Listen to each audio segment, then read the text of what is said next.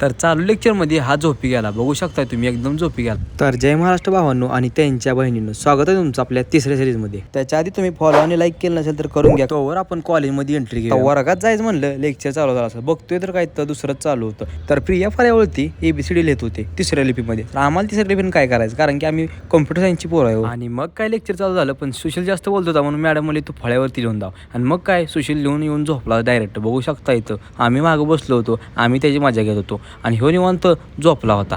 तर असे नमुने सगळीकडे असतात बरं का, असं काय नाही आमच्याच कॉलेजमध्ये. पण या दोघांचं लक्ष फक्त फळ्याकडे होतं. एकदम सिरियस पोर आहे ती. मग तेवढ्या सुशील भाऊ झोपेत न उठलं आणि मला खुणवायला लागलं, पुढं बघ पुढं बघ. अरे तू झोपेत न उठलाय म्हणलं, मी कसं पुढं बघून. तर पुढं बघतो म्हणलं, पण काय तेवढ्यात लिहायलाच मॅडमने दिलं भरपूर. तर आता तुम्ही म्हणणार मी काय लिहित नाही, ह्यांच्याच नोट्स घ्यायचं ना आपण अभ्यास करायचा, जास्त लोड घ्यायचा नाही. आणि आमच्या वर्गात एक स्वयंघोषित बिल येणार आहे, हे बघू शकताय.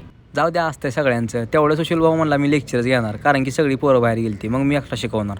अरे तू कसं शिकवणार म्हणलं. तर म्हणला बघ तुम्ही कसं शिकवता, आता तुम्ही बघा हो असा शिकवतोय आणि पुढं तर कोणच नाही. माझी कॉन्फिडन्स लय हो, एवढा कॉन्फिडन्स की म्हणला मी सरांपेक्षा मॅडमपेक्षा भारी जिओग्राफी शिकवू शकतो. कॉन्फिडन्स बघून मला भारी वाटलं, म्हणून म्हणलं आता मग बाहेर जायचं. मग आलो आम्ही बाहेर निघून, बघू शकताय. तर या सिरीजचे पाठीमागचे ब्लॉग बघितले नसतील तर बघून घ्या, कारण की हा तिसरा भाग आहे. ह्याच्या आधी आपण 2 ब्लॉग बनवले आहेत, आपले भाग 10 आहे. आणि तुम्हाला माहिती असेल मी 10 दिवसात चॅलेंज घेतलंय, म्हणजे फॉलो आणि लाईक नक्की करा. आणि चॅलेंज आपण कंप्लीट करणार म्हणजे करणारच. चला जाऊया आता रूमवरती. तर भेटू एका विषय हळ अशा ब्लॉगला.